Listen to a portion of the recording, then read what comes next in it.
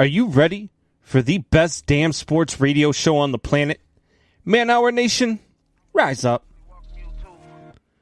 Man Hour, after dark, say that I bring you the host, Mike, Buck, get calm. You know, they ain't no more sports talking what you about to hear right here. I second that. Go. You know that that's us when we talking about sports. Giving you facts on the field to the court. Tune in, we need the support. 1 hour too short, still listen some more. On all your stations, not dropping no music. Stripes like Adidas, but Nike just do it. Down 4 on the 4th, we go for the win. Michael 2 seconds, we taking it in. Buck, Mike, and Combs, you know what's going on. Man, now we're out the dark, no LA, we the big spark. No 4th and inches won't cut short. Got the best talking, it's all sports. Buzzing more than buzzer beaters. We coming live all through your speakers, go. And what is up, Man Hour Nation? Michael Buckeister here with the Man Hour. Head over to manhourradio.com right now. Check out the merchandise page and the blog section as well. You can also become a member over there as well. As little as $5 a month, a little as $3 a month, my bad, $3 a month, you get access to the after show, merchandise discounts, all the blog access, and of course, access to the man, the myth, the legend himself, Brandon B.C. Combs. What's going on, Combs? What is going on, Buckeister? And hey, I know you got to get out of here. You got to get back to the kids. But before you do that, Big X Radio, Tori, Wyatt Williams, do me a favor. On the count of 3, we say happy birthday to Michael Buckeister. 1, 2, 3. Happy birthday, Buck. Thanks, fellas. Now, really appreciate it. Now get your butt out of here and go take care of the kids. All right, you guys have a great show. Peace out, home dogs. See you, bro. Later. That's ice in the veins. That's I love that guy. All right, so no, we have a great show lined up for you guys. We do have Hoffy joining us tonight to go through his power rankings. We're going to talk some baseball with the baseball lackey himself. We are going to talk, some fantasy baseball, sit, start, and cut. Obviously, the always famous way or no way. And then we got some headlines for you guys. Women suing Watson, have to disclose their names. A-Rod buying the T-Wolves. The Georgia governor is coming after Major League Baseball. Man, stuff is getting hot. But Wyatt and Tori, guys, I've got to come at you guys real quick here. Rumor has it, your man Aaron Rodgers is going to New England. How do we feel about that, boys? I feel like it's a load of crap, and it's some rumor that some Bears fan, probably named Brandon Combs, just started up out of nowhere just to get under his friends that are Packers fans' skin. That's if I had to guess. And I just happened to what I did was I sent it to Adam Schefter as a text, and he just tweeted it out. He ran with it. Didn't even check facts. Schefter tweeted it. I didn't see it. I need to go check this. Oh, God, I'm actually a little worried if Schefter tweeted it.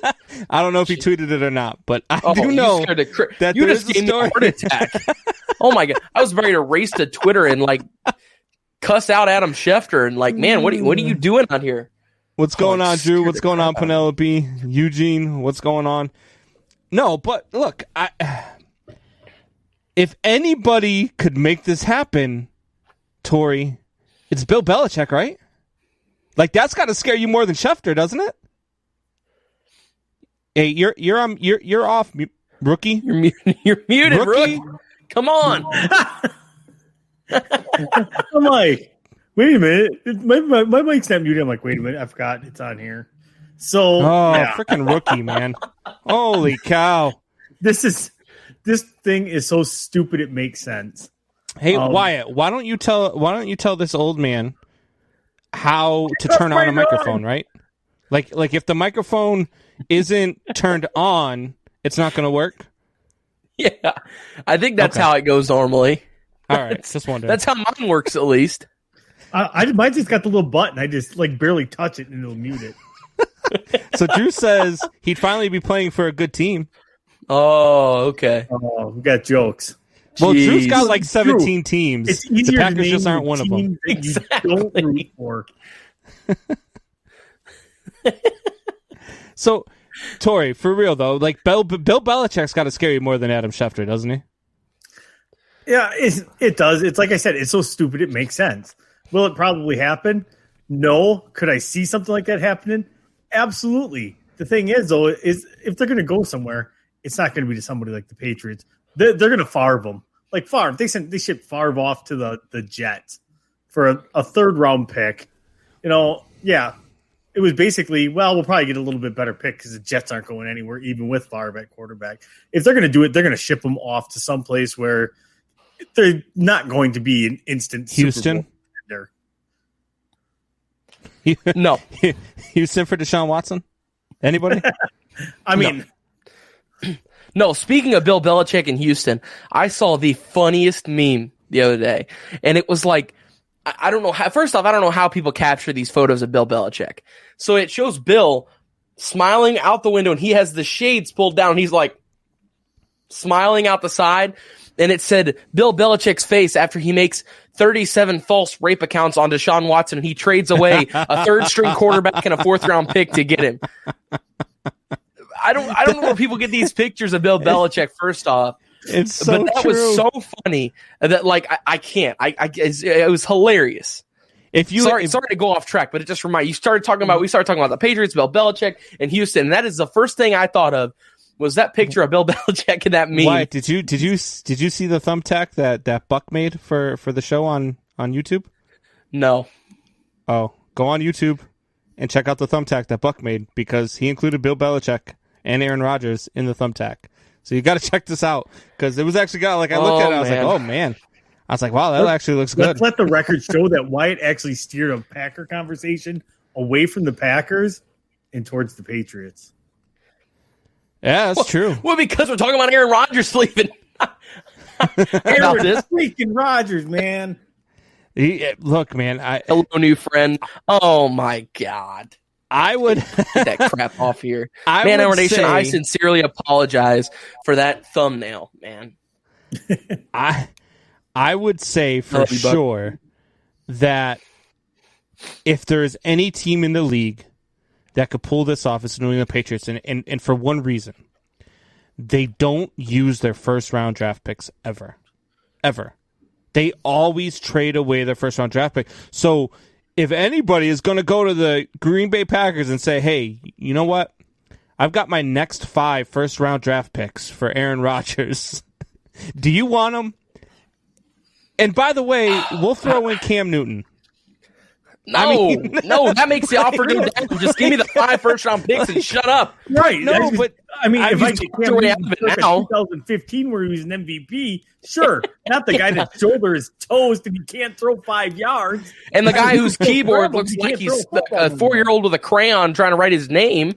I mean, yeah. Come on. Hey. Leave Brandon out of this. He was a Marine. No, I eat crayons. I can spell and write with them just fine. It's the eating them that I have an issue with.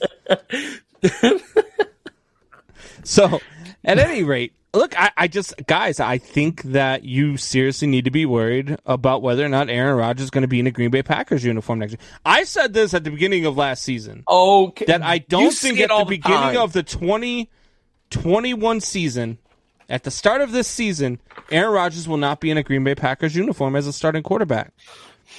And at first, I thought I was wrong. I thought, well, you know what? I was wrong. They had a good season. And then what happened? They decided to kick a field goal in the playoffs. And then he's going on to Jeopardy and being a guest host and getting trolled by guys on the Jeopardy panel. They were trolling Matt. They were trolling Matt LaFleur. Right, but I think that obviously. LaFleur. Do you not think that move rubbed Aaron Rodgers the wrong way? Like, if he had a chance right now to go to New England and play for Bill Belichick, he would win. He would win the next maybe 2 Super Bowls. Hey, White, and he's not going to win any in Green Bay. Do I think that move rubbed him wrong? Body swap here?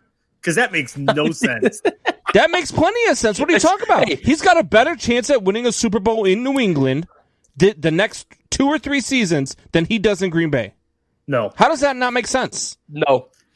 They don't have their defense isn't as good. There's nobody to throw to. Okay. So let me ask you a question. In the last 7 years, how many Super Bowls has he been to? None. Okay. In the last 7 years, how many Super Bowls has Bill Belichick been to with a great quarterback? TOM. I'm telling you right now, Tom Brady is right here. Tom Brady is right here on the quarterback mountain right now. Aaron Rodgers is right here. Aaron Rodgers is not that far behind Tom Brady. And what Bill Belichick did with Tom Brady, he could do with Aaron Rodgers. Hold on. 100%. So you're saying that Aaron Rodgers is the second greatest quarterback of all time, right? If it's quarterback mountain at the peak of it, at peak of Everest. I've already said that Aaron Rodgers is a top 5, if not top 3 quarterback of all time. I've already said that plenty of times. Yeah, I think Aaron Rodgers is one of the greatest quarterbacks of all time. I just think Green Bay's wasted his damn career. I agree with Chris. I like what Chris said when he was on here. Can we have Chris talk about that again? Because Chris goes, I think a Super Bowl is pretty successful. If you come away with a Super Bowl and however many MVPs and Pro Bowls and division wins and playoff appearances and NFC Championship appearances that he has, I think that's successful. So let's ask Aaron Rodgers how he feels about it. If he would rather win the Super Bowl. Drew Brees went to 1 Super Bowl. He does not. You don't hear talk about that. You don't hear that Aaron Rodgers has. Dan Marino. Nobody says anything about that. Dan Marino doesn't have a single ring, and you don't hear anybody. You know why Dan Marino doesn't have a single ring? You know why Dan Marino doesn't have a single ring? Because he wanted to be the highest paid player on his team every single year. So the Dolphins were handcuffed, and they couldn't do anything, and they couldn't make moves, and they couldn't get anybody to go help him out because he had to be paid like a quarterback god. What are you talking about? This was prior to free agency. That team had no defense. It had a horrible defense, and by the time they built a defense, Mark Clayton and Mark Duper were so old that they had nothing on offense then. Dan Marino was a great quarterback, but he was a selfish quarterback. I'm telling you right now, if you ask Aaron Rodgers, would you take a pay cut to go to the New England Patriots? I guarantee you he would leave Green Bay right now. No way. He would. 100%. He said on the Pat McAfee show that there is nowhere right now in the league he would rather be. Now, I'm sure that he probably got on the Pat McAfee show and can't come out and say that, there's places he'd rather be. But I'm sure if there was anywhere he'd rather be, it would not want to be New England. If Aaron Rodgers, here's the deal. Quarterbacks who play in the cold weather and the elements always want to go to places with better weather. Tom Brady went to Tampa. He's going to want to go. If Aaron Rodgers is leaving, here's a few teams. The 49ers make sense. The New Orleans Saints would make sense. The Indianapolis Colts, I think before Carson Wentz would have made sense. But New England, it just doesn't make sense. Aaron Rodgers doesn't want to go somewhere. Why doesn't it make sense? Because there's nothing there. All their defensive players that they lost to COVID last year. Why would he leave a top 3 team to go to a top 20 team? Why does that make sense? Because that top 20 team was depleted last year and played with a horrible quarterback. You give them a great quarterback who is probably next to the guy. You give them the GOAT, Tom Brady, and they win. You're trying to compare the GOAT, 7 Super Bowls. Here's why now, at this moment in time, Aaron Rodgers is a better quarterback than Tom Brady. 1, Aaron Rodgers is more mobile. He can make more things happen than Tom Brady can. Okay. Aaron Rodgers has a hell of a lot stronger arm than Tom Brady and is more accurate than Tom Brady. Right now, at this point in his career, Aaron Rodgers would help the New England Patriots get back to the Super Bowl. What position do you think New England has that is better than Green Bay? What position? It's not wide receiver. It's definitely not tight end. Okay, head coach. What else? The defense isn't better. They've already proven through the last 20 years. Stephon Gilmore isn't better. Through 20 years, 9 Super Bowl appearances, that they don't have to have the top names and they don't have to be better than anybody at any other position than head coach and quarterback. And they will be better than everybody else at head coach and quarterback again if they have Aaron Rodgers. GOAT. At any rate, the greatest person to ever pick up a football in his life. I'm just a Bears fan who just wants Aaron Rodgers out of Green Bay. That's what I'm going off of. Exactly what There's just a whole lot of spite in that voice. A whole lot of spite. There it is. All right. He said it. There it is. He finally came out and said it.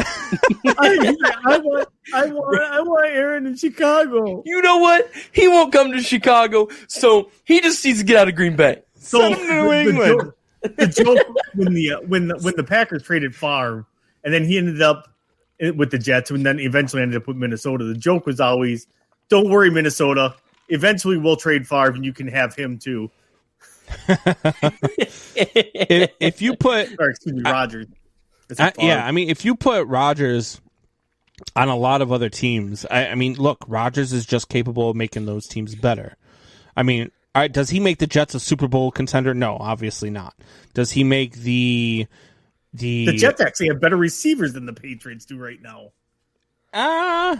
Yeah, probably. It's pretty even. I don't know. They both receiving again, course. It's hard to determine that because of the quarterback that the Patriots had last year and the coaching staff that the Jets have had for the last, I don't know, forever. Since it's hard to really compare how good they really are. So we'll see. I mean, we'll find out, and when we do find out, we'll go from there. I don't necessarily doubt that Aaron Rodgers may go somewhere else with his career. But at the end of it, I'm not going to sit here and say that won't happen. But if it does, it's not going to be a team like New England. It'll be a team like what Tom Brady did, a Super Bowl ready team. Like, it will be a team that is one quarterback away. They've got the weapons. They've got the O-line. They've got the defense. It'll all be set in place. That would be the only reason why he would leave, because he's got everything now. He is on. If you take Aaron Rodgers off of this roster right now and put in a good quarterback, I'm saying somewhere, give me a Derek Carr. A good quarterback, not great, not the best, but a good above average quarterback, that they would still go 10-6. They would still go possibly 11-5 because it's a good team. There's a lot of weapons on the offensive side. So are they tying one game because it's a 17-game season now? Oh yeah, that's true. I forgot about that. So yeah, they would go 11-6 probably. 10-7. That's so weird to say. I don't like that. It's uncomfortable. I think that Aaron Rodgers to New England is a dangerous combination. I don't know if it's going to happen. I don't know how much, legitimacy there is to these rumors, but they are out there. And if there's any team in the league that could get this thing done, I think it's the New England Patriots. I really do. And I think that they would have the draft capital. I think that they would not fear at all trading away draft picks, because that's what they do with their draft picks anyway. So, I think it's the one team that could actually get it done. Will it happen? I don't know, but I guess we'll see.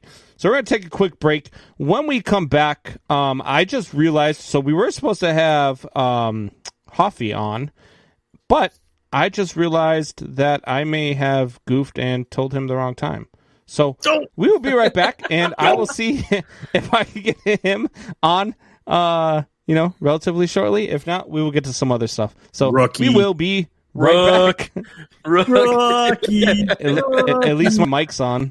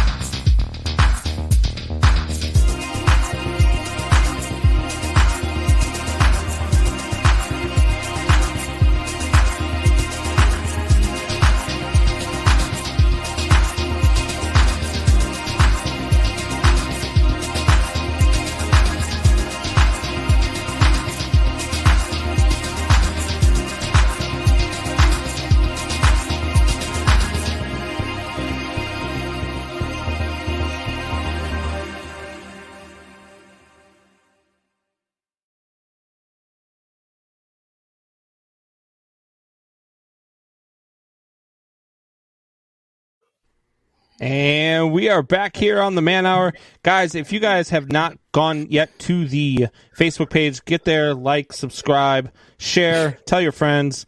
Go to youtube.com/Man Hour as Wyatt is cracking up in the background. youtube.com/Man Hour. If you miss any part of the show, you can catch us there. Why are you laughing?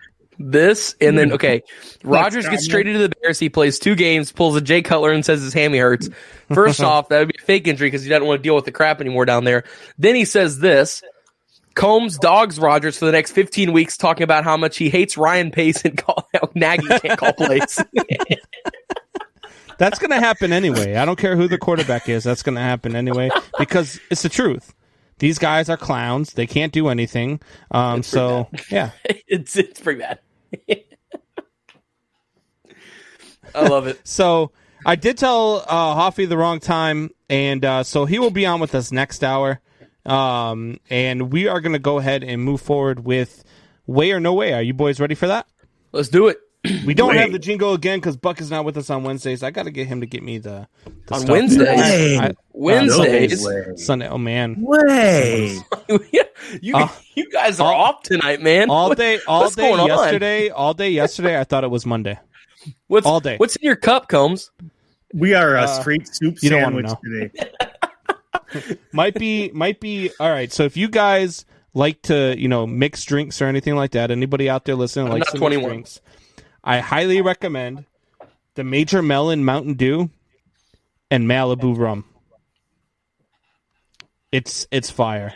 Not gonna lie. That's something that a 17-year-old would do at a party. What'd you say? Pick whatever you knocked off from your desk because it's got to be your man card if you're putting Malibu in your drink.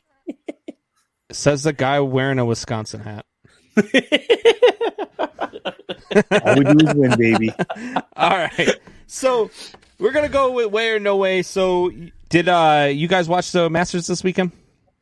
Yes. A little bit here best and I there. could. Yeah. The best I could. Right. I had a long weekend. So I followed it as well. I had a long weekend as well. I followed it the best that I could as well. And one thing that came out to me was the number of names that got cut, or that missed the cut, I should say. Rory McIlroy, Brooks Koepka, Dustin Johnson among those names. So let me ask you guys this. With so many big names missing the cut, the Masters just was not the Masters. No way. I think that it kind of follows suit to the NCAA tournament a little bit. Everybody kind of likes seeing those guys that didn't really, haven't been to the top, kind of get their opportunity at it. It would be boring if Brooks Koepka won it every year. It would be boring if Rory McIlroy won it every year. It would be boring if Tiger, and of course, Tiger is not, playing golf right now, of course, but it would be boring if, the same person won it every year, the same 2 guys won it every year.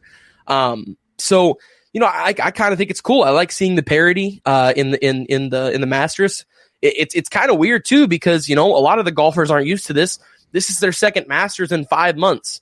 The timeline is off. That's what a lot of them have said. It's weird. It's not right. It's not what everybody's used to. But it's like the book that Michael gave Daryl in the office. Somehow I manage, man. That's how we do it. Somehow we all manage and we all deal with it.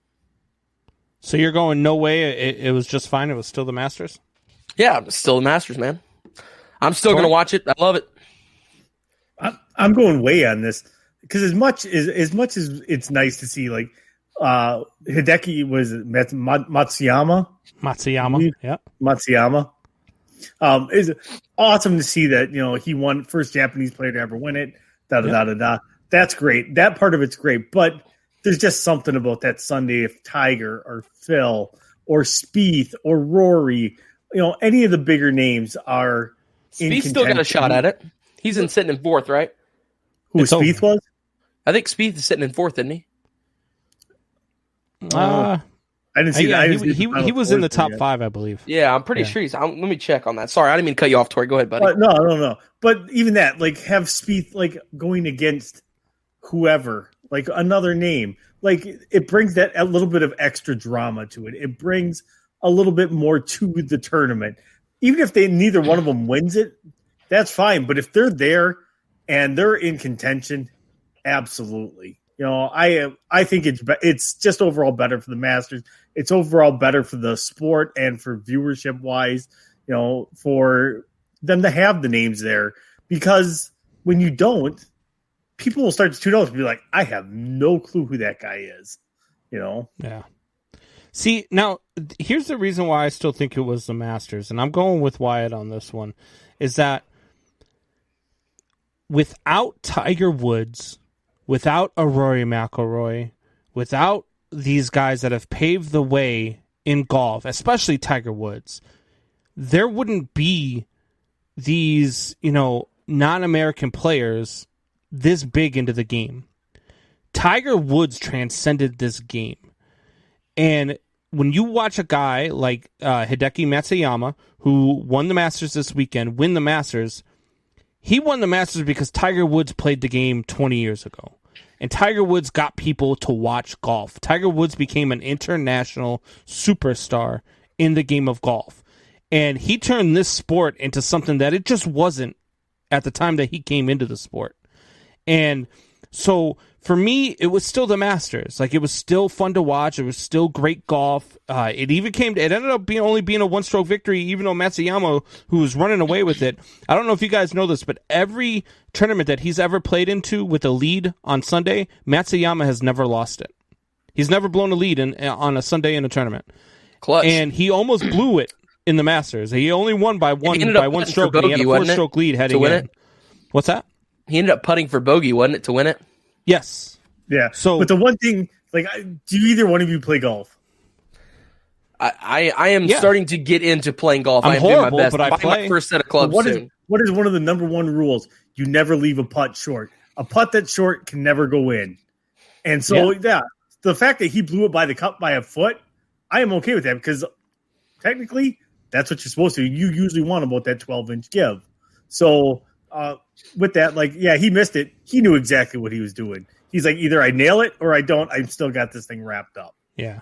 See, the putting part of my game has never been the bad part of my game. It's the driving. Like, everything, I don't know what it is. Anything I hit off a tee, either shanks left or shanks right, no matter what I do. Like, I could try to adjust, move my body, move my hands. Give me a half hour on the driving range, and I'll have you hitting it straight. All right. You're on, sir. Come on, Tori. Look, we are going to Top Golf at some point, you and I, sir. Yeah. At any rate, let's do it. We're going to move on here. The next one, let's get into some baseball here. So, I don't know if you guys saw this today, but Marcus Stroman was not happy with the New York Mets.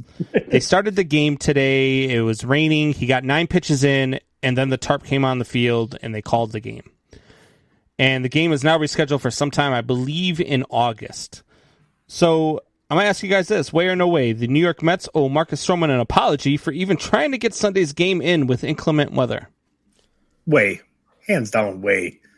It was raining. It was crappy conditions. The game problem most likely was never going to... The game should have never started in the first place.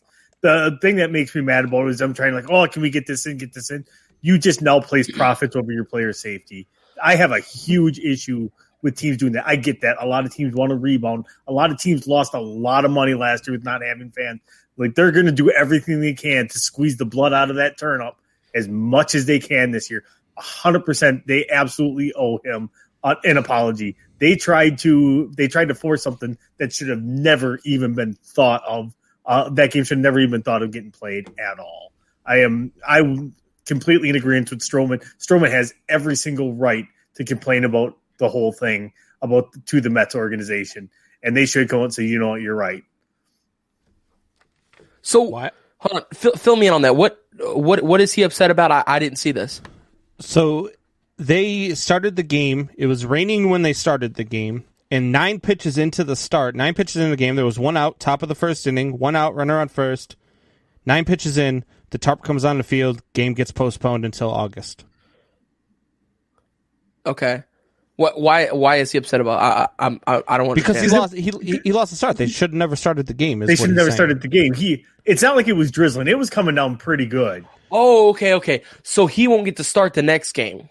No, he won't start tomorrow because he already started this one. And okay. I mean, I guess they could, I get it now. but they just won't because of Yeah, you don't want to keep trying to save his arm. Yeah. Yes, I get it now. No, I agree with Tori. Then I was listening to what Tori said. I was trying to pick out what happened because I didn't see that. But yes, I agree with Tori. Yeah, so I'm gonna say no way on this one. I'm gonna say they don't owe him an apology. Look, I get that. Look, Major League Baseball has some of the greatest grounds crews in the world. They've got radar. They've got they listen to weathermen. They do all sorts of things to see whether or not they can get a game in. Okay, and whether or not they need to pull a tarp, whether or not they need to leave the tarp on, whether or not they need to delay a game, all this stuff, they consult with people. Now, as you guys all well know, I could pull up the weather app right now and look at tomorrow, and it could say 67 and sunny, and when I wake up in the morning, it'll be 73 and snowing. Like, the weatherman is never, ever right. Like, the weatherman, he's just not right. So,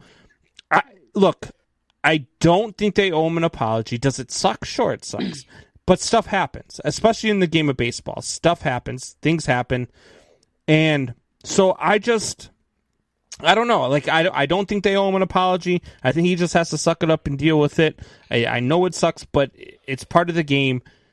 And they tried to get in the game, and it just didn't happen. The rain came, and it's just part of the game. So he needs to deal with it. Anyway, moving on to the next one. MLB needs to reevaluate the sliding to make contact rule. So I don't know if you guys know this, but if a runner is going into second base and he's sliding into second base to break up a double play, which is a part of baseball, Tori, am I wrong? Oh, you're muted again, You're Tori. muted. No, it's through StreamYard you're muted. Oh, my God. What is going on? How did you do that? So who muted me? You muted yourself because I tried to mute you. It says could not unmute host. Their mic is not connected. So something was wrong with your mic. It was not connected to StreamYard. But at any rate, God, is breaking up a double play a part of baseball or not? God, no, it is. It 100% is. Okay, so today, okay. I get so infuriated, so I got to pause myself. Otherwise, I'm going to have a heart attack on the air. Wilson Contreras is sliding into second to break up a double play. Okay? Slides into second. He is within, I don't know, maybe 2 to 3 inches of the bag, which you have to be within. You have to be able to reach the bag within your slide. You can't you can't change the route to make contact with the fielder. He did not make contact with the fielder, did not change his route, just ran to the bag, freaking slid a little bit late. I'll give him that. They slid a little bit late, but he was within the rules of everything. The umpire said that it was a good, clean slide, only called him out at second, called the ball gets thrown into the dugout. Rizzo moves from first to second, and the Cubs are rolling, and they have a runner on the board. There's 2 outs, and now they're down by 1 run. They go to replay, and replay reverses it. And they have no explanation as to why they reversed it. So, what the hell is the rule?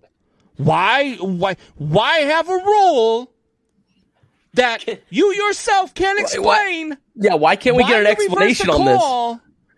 Like, there was no explanation. There was no explanation whatsoever. They asked him about it. They said, we called the replay official. He said to reverse the call. He said he's out. But why? That's what we were told. So, something's got to give. Something's got to give because he doesn't make contact with the runner. He slides onto the base. He stays on the base. And the fielder, like normal, has to jump over him and throws the ball 50 feet over the guy's head into the dugout.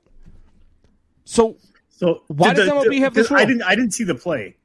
So... So the second baseman had the ball. Yep.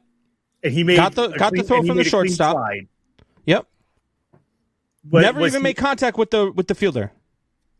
So he's still within. Because what is it? Rule 207 point something. Yeah, it is the slide rule, and yeah, as long if it's in play, he makes the slide but doesn't make contact, he's well within his rights. Yes. So, was he actually out on the play? No, he he was out on the play on the force out, but he broke up the double play. So Rizzo was safe at first, and then since the ball went in the dugout, he advanced to second. And then they reversed it and called. They reversed it and called Contreras out for interference and called Rizzo out. So it's an ending double play, and the Cubs get a run taken off the board, and they end up getting shellacked in the game. So it was really a moot point because, I mean, could the next guy have gotten a base hit and then 2 more runs score and it's a different game? Yeah, absolutely. But they still lost 7-1 today. So I'm not making excuses for this is why they lost at all. But this is a clear example of why 2 things need to happen in Major League Baseball. 1, there needs to be some sort of communication with the fans of why a call is reversed or why a call is changed or why a call is upheld. There should be, I don't care if it's a mic'd up official. I don't care if the official has a direct contact with the PA announcer and the PA announcer says this is why the call is reversed or this is why the call stands. I don't care how they do it, but it needs to happen because the fans who are paying fans, and whether we're watching it on TV or we're watching it at the stadium, we are paying fans and we are watching the game.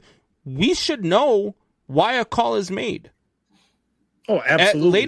Later on in that inning, somebody gets hit by a pitch, again by the Pittsburgh Pirates, hits a Cubs hitter, and they go to issue a warning, and something happens in the Cubs dugout, and they eject somebody, and not even the announcers know who they ejected.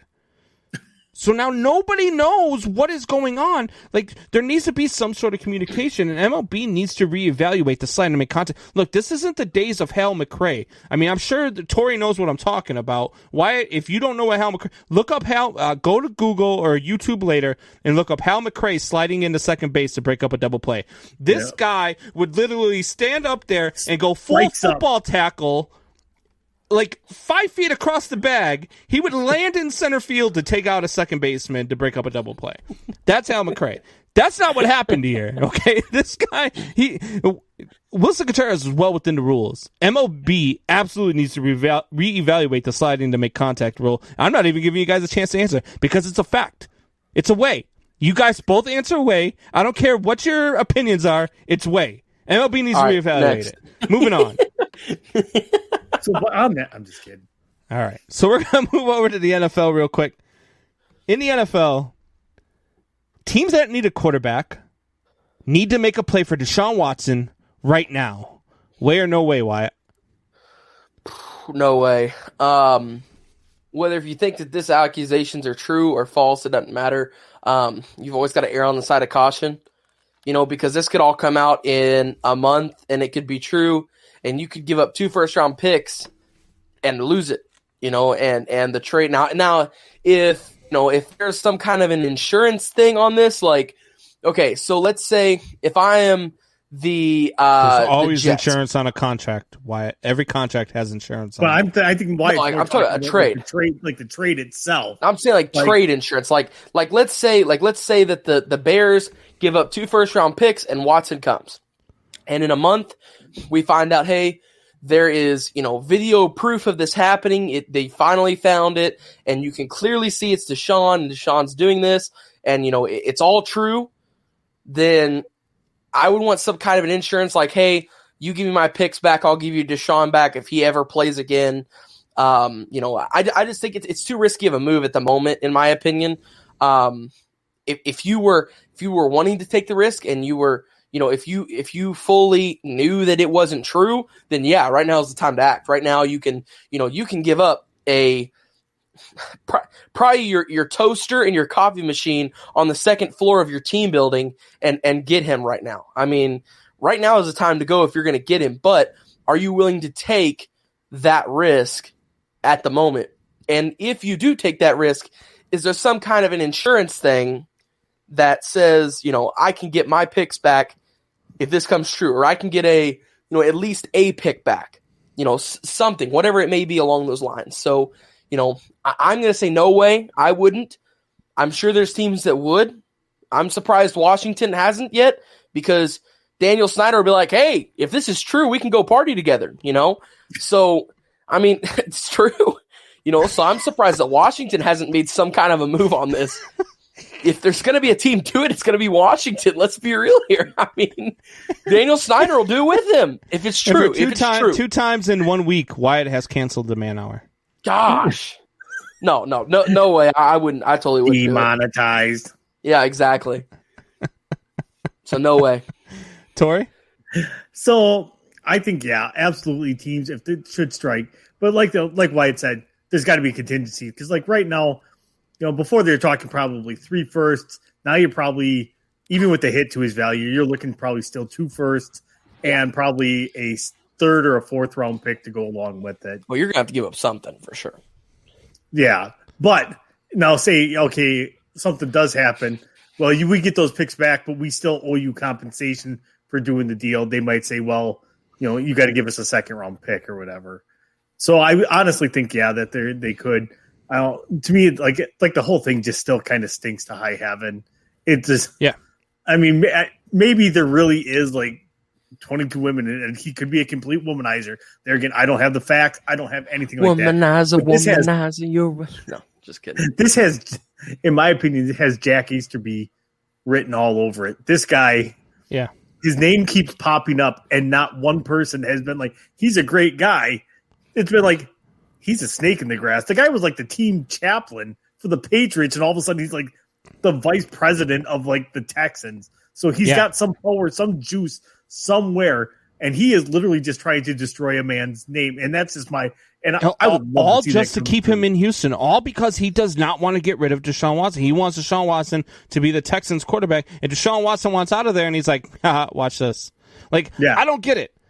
But yes, if you are a team that needs a quarterback, you absolutely need to go get Deshaun Watson right now because 2 reasons. 1, the guy's a great quarterback. 2, you're never going to get him any cheaper than you should be able to get him right now at this moment. Yeah, right now. No. So I would go after Deshaun Watson. I would go and get him. Do whatever you need to do to go and get him. And again, you've got insurance on the contract. Is there going to be some insurance on the trade? Sure, maybe you can work something into that. I doubt it. I doubt that the Houston Texans are going to be willing to give that.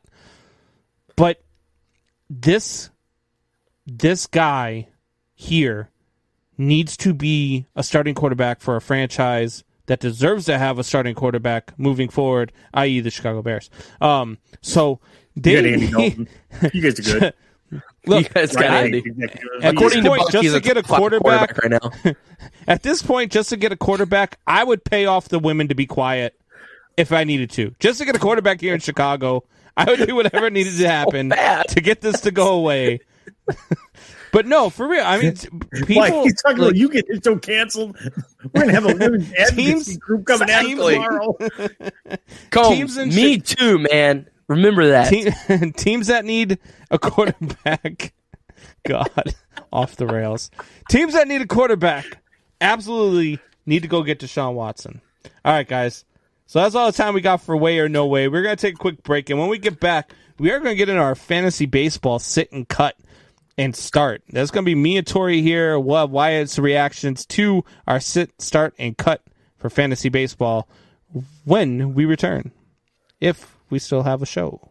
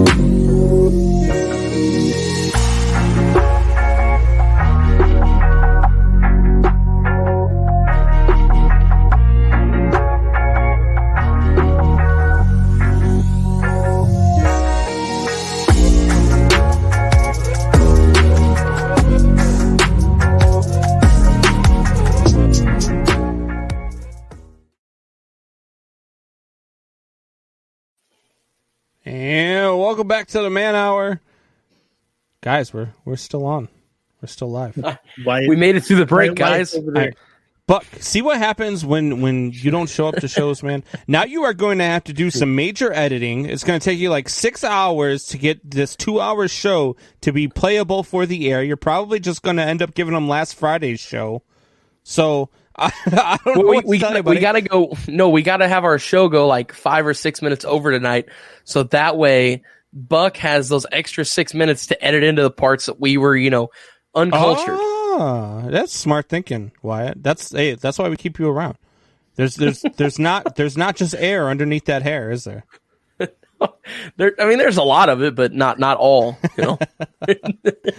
All right, so we're gonna get into a new segment here, which is bench. What the heck just happened? Which is bench, start, and cut. Tori and I are going to give you our 3 guys in fantasy baseball. 1 that you need to sit, 1 that you need to start, and 1 that you need to cut. So, Tori, I will give you the honors. You can go first. Who are you benching? Right now, I'm benching Yelich. Probably a high draft pick, most fantasy leagues. He is, I don't know, well, he left today's game with back soreness today. But prior to that, prior to the game actually on Saturday, he'd had 21 at bats and struck out 10 times. I would let him sit, let him, figure out whatever he's got going on, and leave him on the bench until then. Because right now, if you have him in your lineup, he's not doing a whole lot for you. And I can speak from experience because guess whose lineup he is in.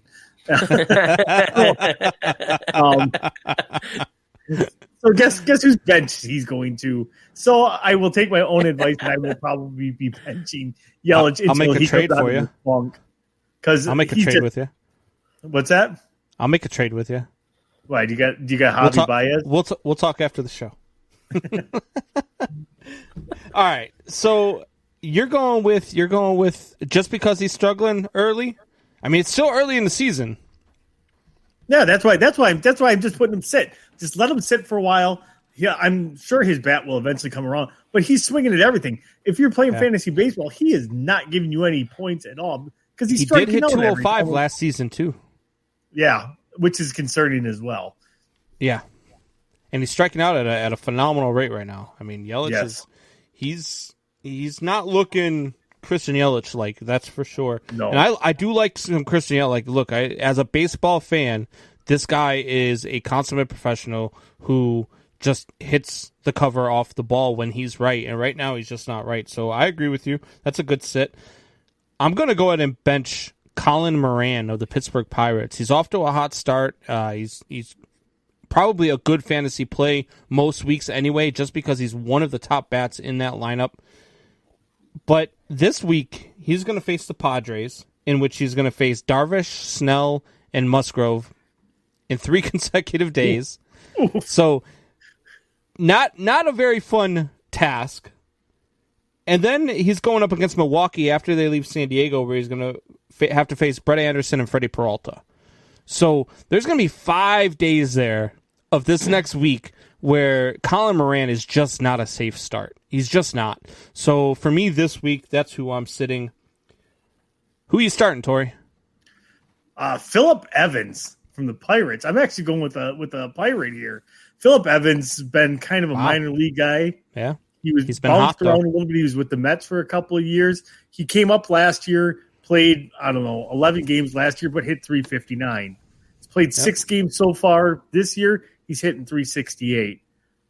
I'm starting to see a little bit of a pattern with him. He's about a 280 hitter in the minors, but Phillip Evans right now, if he's available in your leagues, pick him up. Especially if Cabrian is going to be out for any amount of time, because I believe they both play third base. So if he's out, pick him up and play the crap out of Phillip Evans for me right now. The guy has done nothing but hit the cover off the ball since they inserted him in the lineup. So 100% put him in, and he's done it against quality competition. Yeah, I mean, they just played 3 games against the Cubs, so I wouldn't exactly say quality competition. But no, he's done it against, look, he's still hitting the ball. Whether whether you're hitting the ball against, the weakest of the teams or the best of the teams, you're still hitting the ball. And the kid's on fire. And I think that he's definitely capable of keeping it up. And so we'll see how that goes. Myself, I'm starting Justin Turner this week. And here's why. Now, not only is he facing Colorado and he's going up against Sam Zatella, Gamber, and Gray. So he's going to have two really good starts against two guys, and then you get Sonny Gray in there, and that's even still, I think that's probably a really good start for you, because I don't think Sonny Gray's all he's cracked up to be. And then I just talked about Darvish and Snell. He is going up against Darvish and Snell in the back end of the week. However, Justin Turner is a .398 hitter against Yu Darvish in his career. And last year in the World Series, he hit .322 versus Blake Snell. So I really, really like Justin Turner this week. I think Justin Turner is going to do really, really good things this week. I think he's going to put up great numbers. He's already started off hot. He's swinging a hot bat, and I think that just continues through this week. I don't see any signs of slowing down by Justin Turner. Wyatt, you have any input on any of this? Yes. So my big question to you guys, because we've kind of gotten our base feel for the first, section of the season. Who is your all's most disappointing player so far since we began the MLB season for fantasy baseball? Hold on, Wyatt. Who are you playing this week in our league? Huh? Who are you playing against this? Who are you playing against this week? No, this next coming week. Because I don't want. If you're coming up against me starting tomorrow, I don't want to give you any good advice.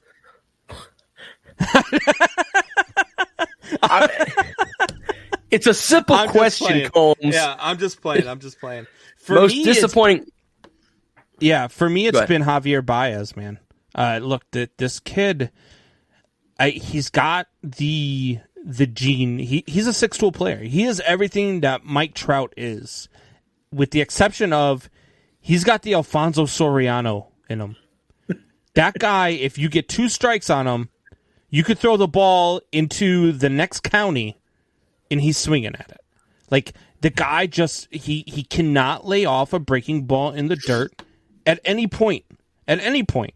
And pitchers know that. So they don't pitch to him. Last year, he had the most pitches thrown to him out of the zone, because pitchers know that he will swing at pitches out of the zone. No hitter in Major League Baseball last year saw more pitches out of the strike zone than Javier Baez. And the kid just he needs to learn how to lay off of it. Is he talented enough to come around from this? Sure, absolutely. I love Javier Baez. I really, really do. I like the kid a lot, but he has been just super disappointing so far in the first 8 games of the season. It's still early, but these first 8 games, Javier Baez has been it for me. Well, who's it for you, Tori? Tatis Jr. so far. Oh, come on now. And there again, it's through no fault of his own. It's through injuries. Gosh, it's not his fault. So is he disappointed? Probably. I'm disappointed because he's on my fantasy team, but still. God, you got yell at it's not his fault. It's not his fault, but however, it is still disappointing. It's still a disappointment for all the hype and everything. That big contract he signed, literally, there is going to be 0% chance for him to live up to the kind of hype. No matter what, even if he's healthy, he's still going to be considered a major disappointment. Listen to this. Unless he hits 50 bombs, hits 325, and knocks in 125 and has 70 runs scored. Well, okay, so listen to this. So far this season, he's only played in 5 games because of the injuries and stuff. He's got 18 at-bats, only 3 hits, 1 home run. He's batting 167 right now. That is horrible. That is horrible. For as much money as he got paid, just adding to your point here, Tori, because I know that you knew I was going to say Fernando Tatis and you stole this from me. But just to add to your point here, like I said, 18 at-bats, only 3 hits. Not great. So. No, but there again, how much of it was his shoulder bothering him, though? There's a lot of underlying stuff there. No, and like I said, like you said, it's not his fault, but it's still disappointing to see a guy of his caliber to be playing at this level. Drew God, says, is that isn't right? Darvish's ERA around 7-ish right now?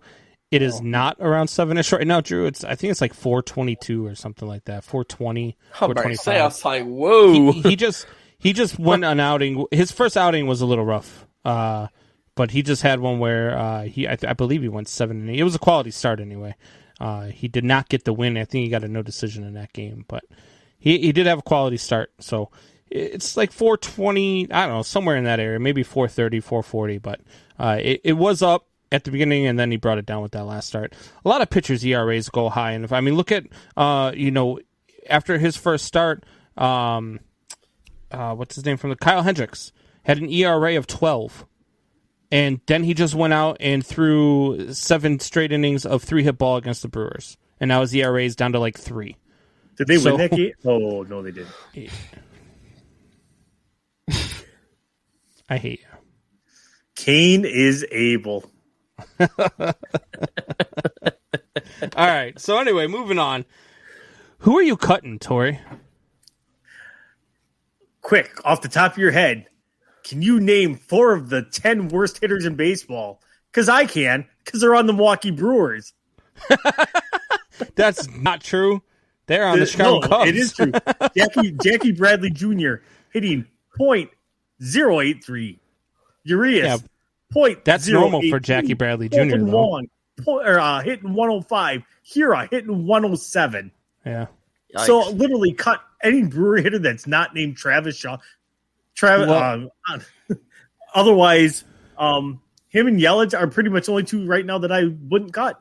The rest, and Kane, I would guess. The rest of them, they're trash. They are trash. They are swinging. We are back to the free swinging ways of the way that they were about 5 or 6 years ago. Except we got guys that can't knock it out of the park constantly. Yeah. And you went with me on this, man. You went with a homer pick here because I said cut any Cub not named Chris Bryant. Right. The Cubs. Yikes. The Cubs were hitting as a team less than all of the pitchers in Major League Baseball. All of the pitchers in Major League Baseball have a higher batting average right now than the Chicago Cubs as a team. It's horrible. They're hitting like something like 147 as a team right now. It's ridiculous. You can't do that. And trust me, I know it's still early in the season. I get it.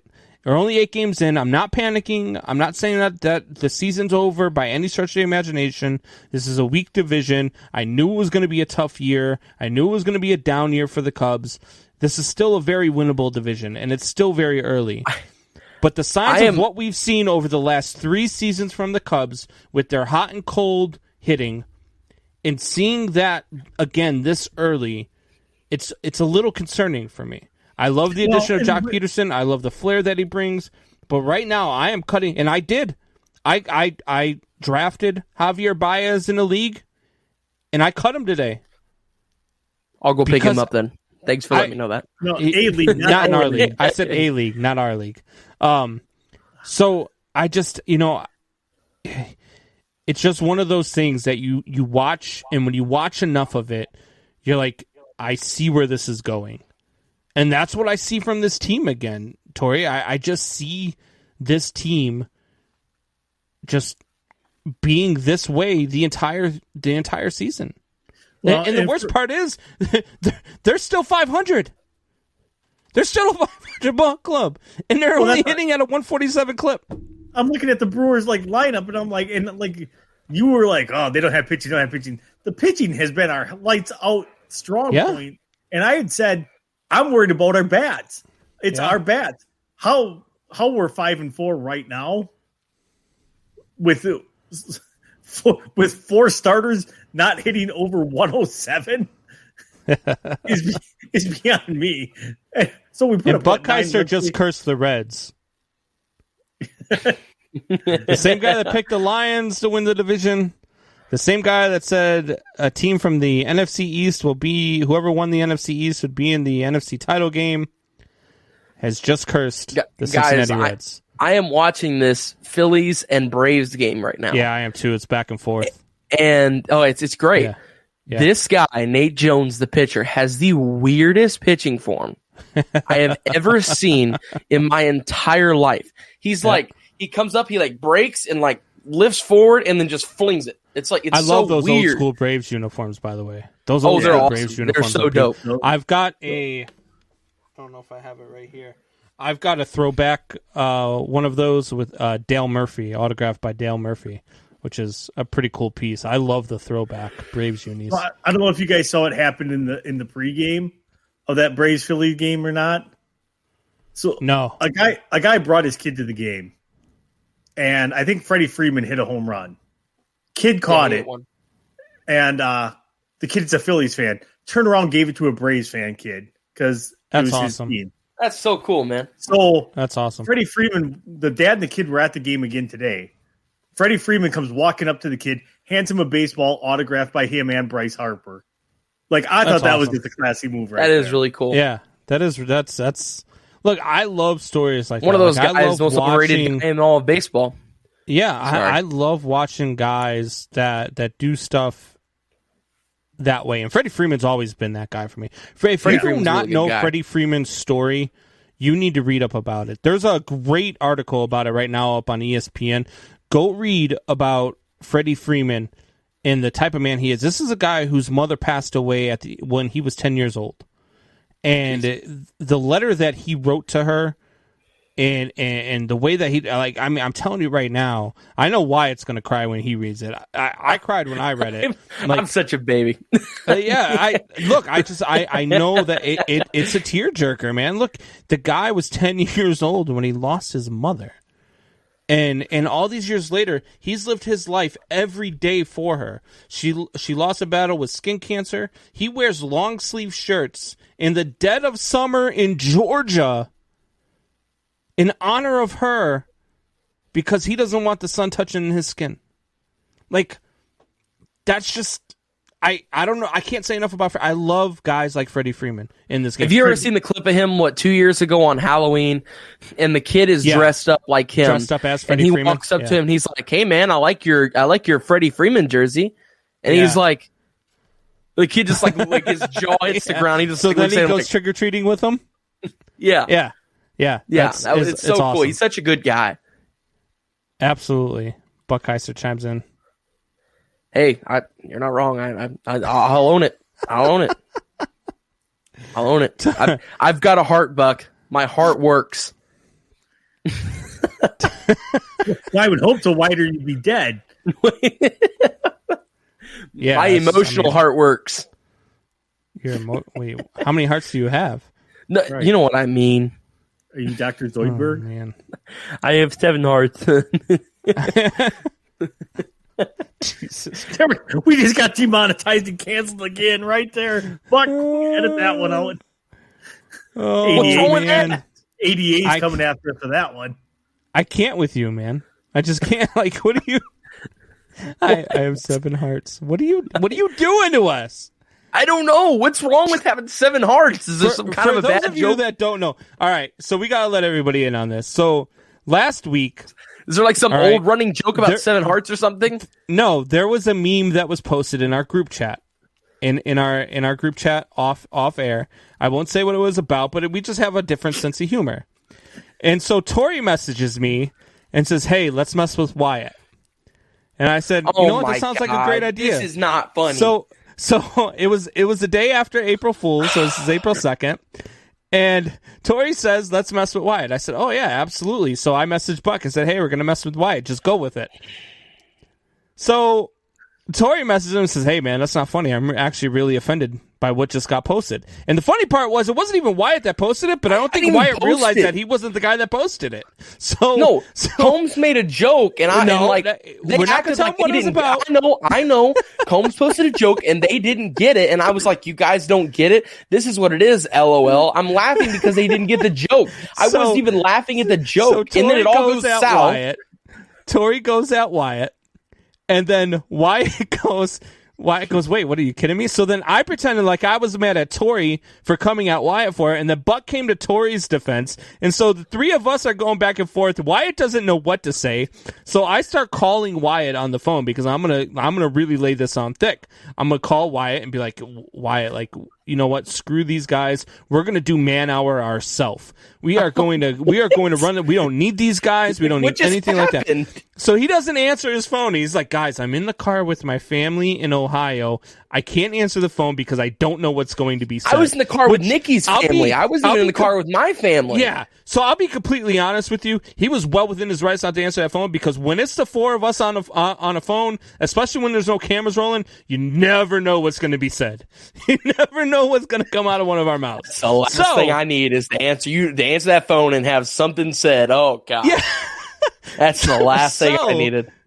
So Wyatt's like, I can't answer the phone. So I messaged Wyatt on the side. I'm like, you know what, Wyatt, screw these guys. If that's the way they want to be, if they want to be like that, we don't need them. It's you and me. And he's like, are you guys for real right now? And we're like, yeah, we're for real. And then somebody had said, oh, Wyatt, you just killed Man Hour. Way to go. And I'm like we were like, and Wyatt's like, this can't be for real. And he's messaging me on the side now, right? He's like, dude, I can't believe this is for real. This is horrible.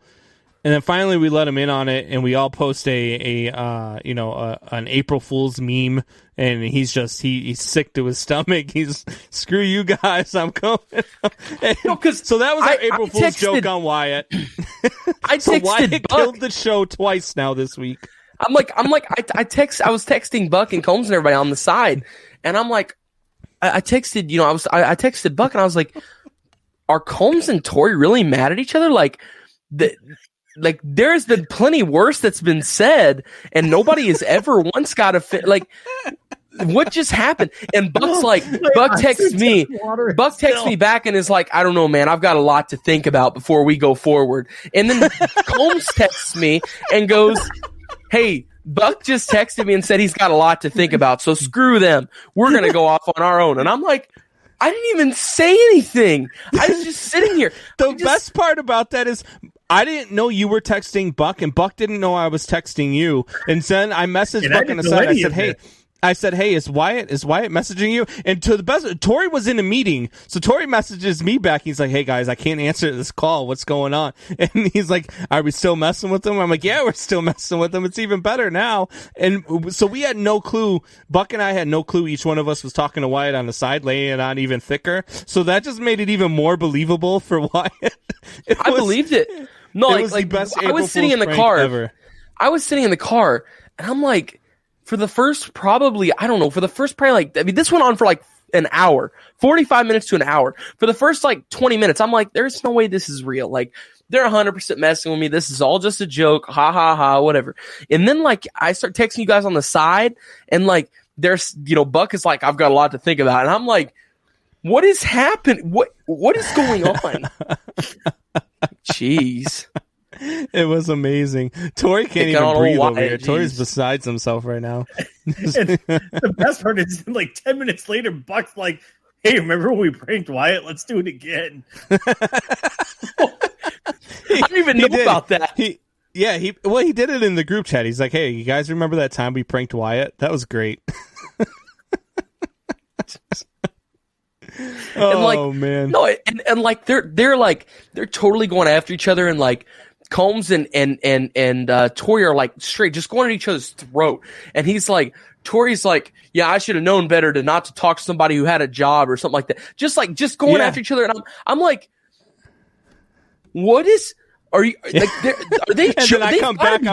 I'm like, oh, so because I don't have a job right now, you're too good to talk to me. Is that what? Exactly. I'm like, and then that's right after all that was said. Then that's whenever they said, Wyatt, you killed Man Hour. I'm like, I didn't even say anything. I was like, I took time off to focus on the show. Thanks a lot.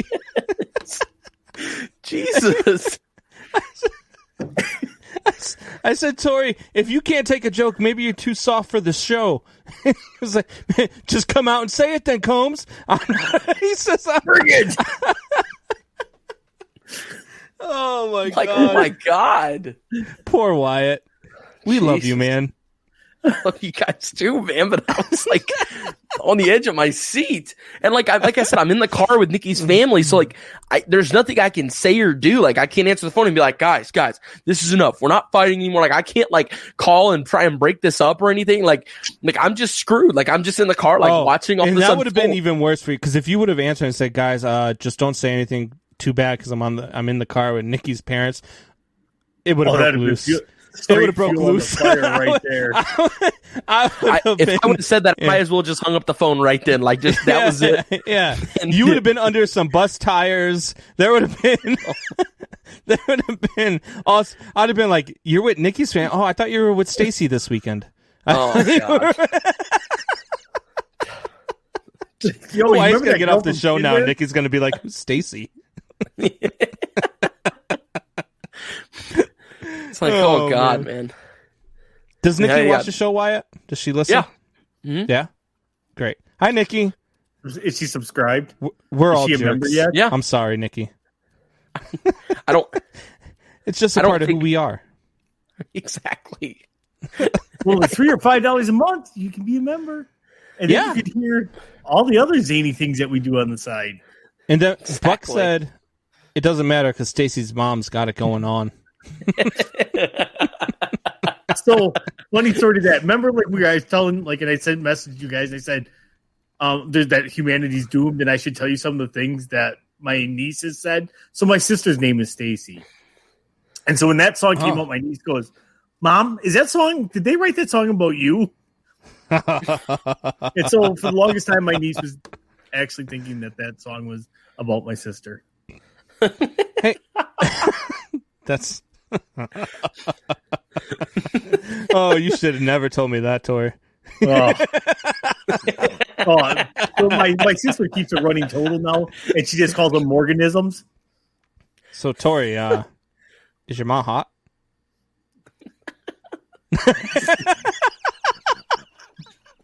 The show goes off the rails way too much when Buck is not jump in here and around. help you out, Tori, but you spent so much time giving me crap about my grandma that you know what? I'm turning you to the fire. I am turning you right to the fire. Go ahead, Pappy Tori. What's going on, Pappy?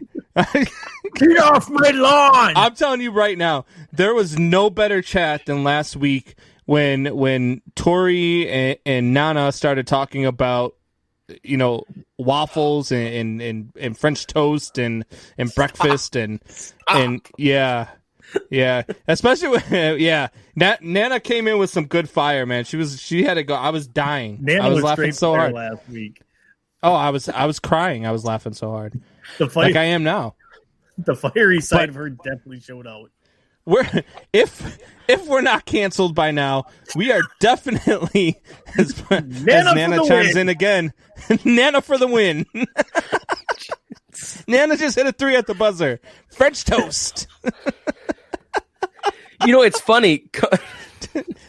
Wyatt, did Nana go missing for a couple days? Did she take a road trip north last week? You don't want to talk about it, huh? I don't know. Right. So, I'm ready to move on. We have a break coming soon.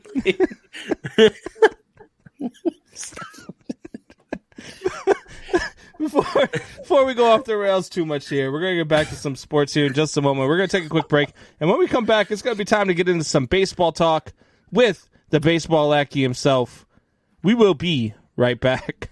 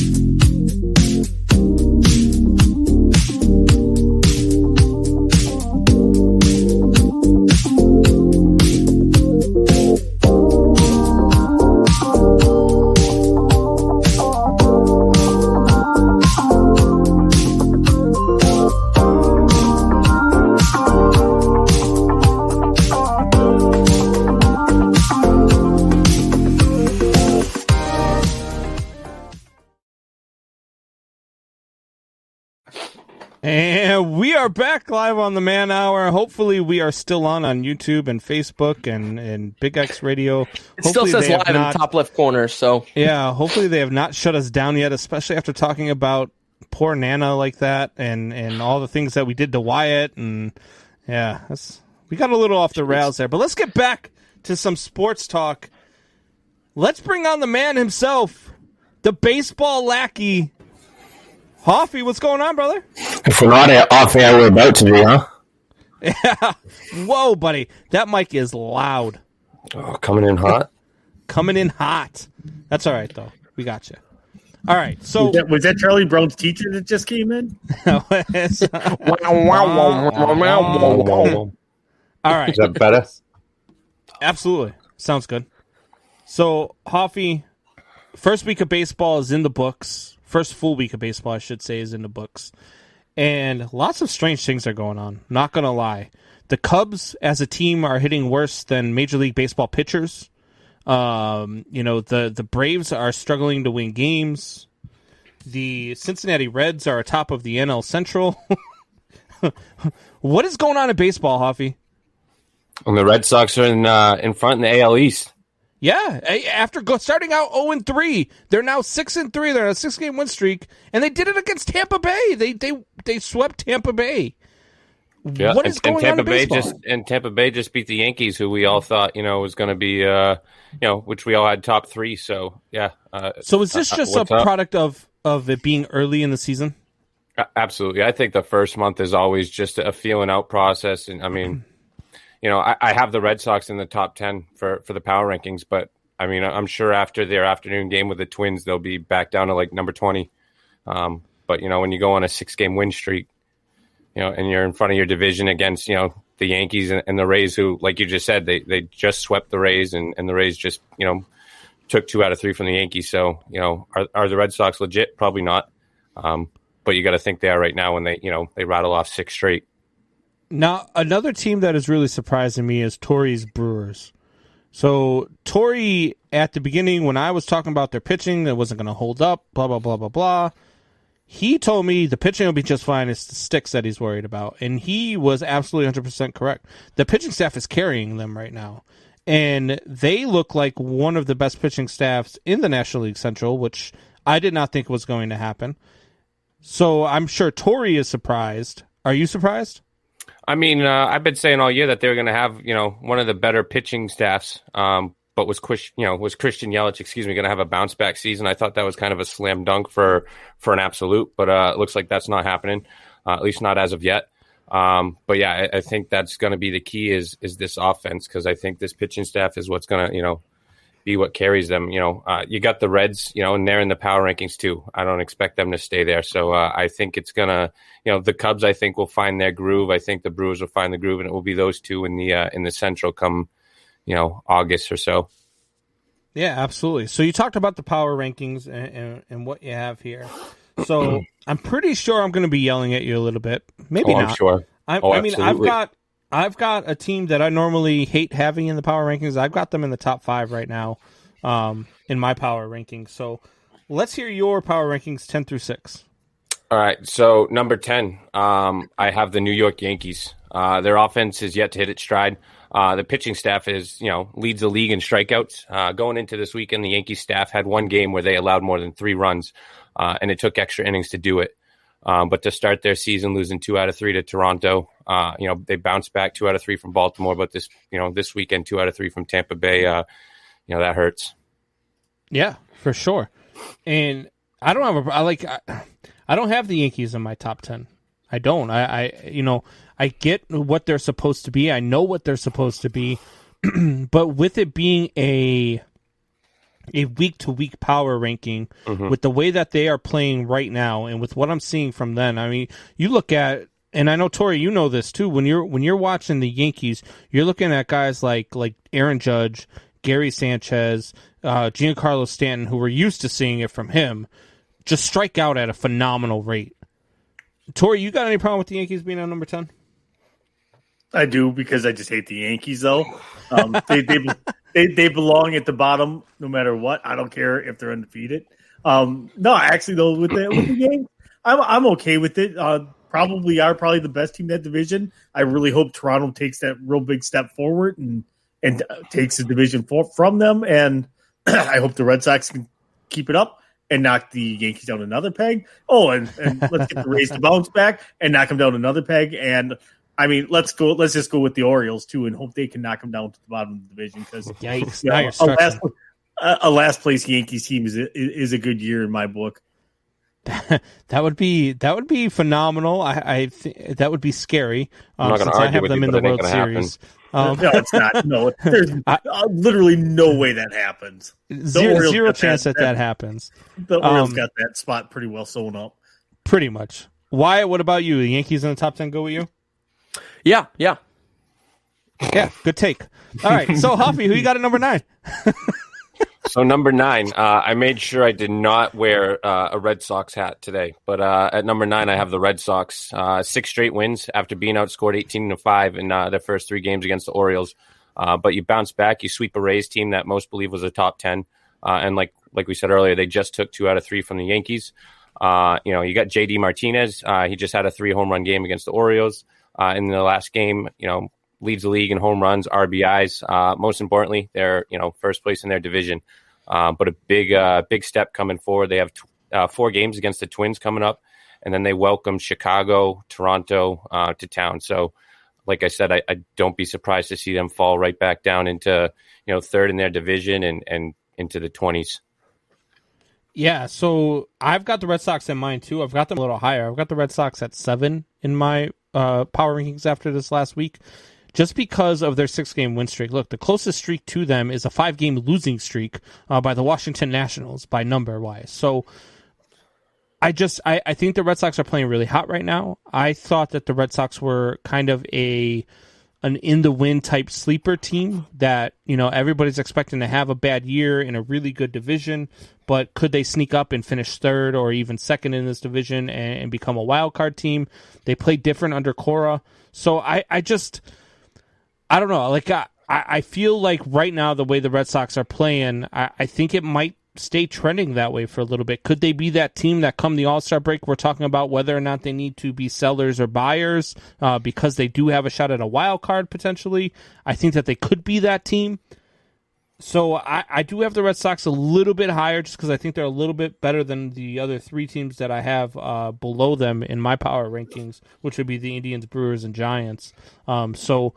Yeah, I don't mind the Red Sox being there at number 9 for you. I just have them a little bit higher. I think you just didn't want to be called the homer.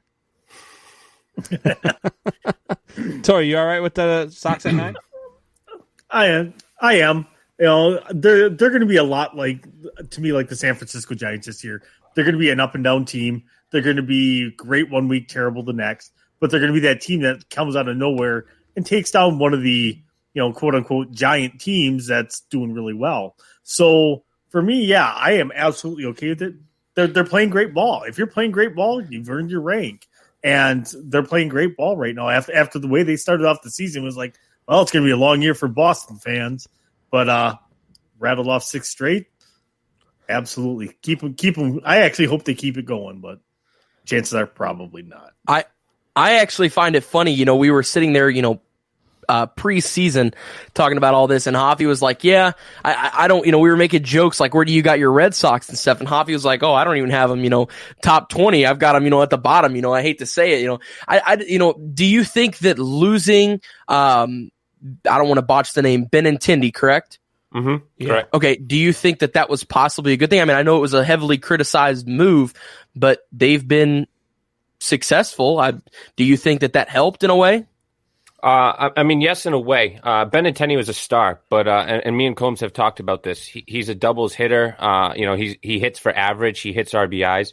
The Red Sox tried to completely change up his offensive swing, his launch angle. Tried to turn him into a home run hitter. So yeah, I do think that it would have been beneficial to the Red Sox to allow him to play, Benintendi ball. But yeah, I do think getting rid of him is going to help them. In the long run, but I do wish that Benintendi was still in left field. How long do you think they're able to continue the run they've been on? Combs, you guys too. How long are you guys? I mean, they're about to face the Twins, the White Sox. I mean, I think it all ends right here. I really do. Yeah, I was going to This say is the one probably shining until they go moment. on the. I was going to say probably until they go on the West Coast swing, because that AL West is going to be a tough nut to crack. But I don't know. I think this is just it's just a different team right now, and they're a different team when Alex Cora is there, and I think that he's doing a great job with them. I think that the Red Sox are one of those teams, like I said, that at the All-Star break, we could be talking about whether or not they should sell or buy at the break, whether or not they should make a run at a wild card spot. So take him back, says Buck. he says Benintendi is only hitting 190 for KC before today. Then take him back. we are only 8 games in, and I talk about this with fans all the time. And 190, he's the third best hitter on the Brewers already. Yeah. And he'd be the best hitter on the Cubs. So we're only 8 games in. Okay, it's still early in the season. Numbers will even out, and some guys are just notoriously slow starters. I know Anthony Rizzo will hit like 175 until May, but he'll finish the season at 290, 300. So just give it time to play out. Let the weather warm up. The bats will warm up. Teams will get better than what they're showing right now. It's still early in the season. Hell, I'm watching. I said earlier the Braves have struggled to win. I'm watching a game here in the background between the Braves and the Phillies that is just back and forth, back and forth. I mean, it's now 6-6, and it's just home run after home run after home run. Every time Acuna just hit a bomb, just a bomb just now, and these two teams are going to be in the top 2 of this division. Acuna is a different animal when he has on these Braves throwback jerseys. Yeah, for sure. All right, Hoffy, we got at 8. All right, at number 8, I have. I mean, you guys are going to hate me for this one. I have your Cincinnati Reds. Ooh, I have them higher. After ranking 27th in runs last year, the Reds, they lead the league. With most runs scored and own the best OPS. They got four hitters: Nick Castellanos, Mike, Jonathan, Nick Senzel, they all rank, in the top 25. However, 3 games against the Pirates, so take that with a grain of salt. But this lineup can be a top 5 in the NL. But is that actually going to happen? So you butchered the name a little bit there. It's Nick Castellanos, but that's all right. That's why we call you the baseball lackey and not the baseball wizard. It's Nick Castellanos. And he is. I love Nick Castellanos. I think that the Cubs 2 years ago, before last season, I said that the Cubs needed to retain this guy. I think that he's a solid bat. He's a fire starter. As we saw with the whole getting suspended thing, which was bullcrap in itself.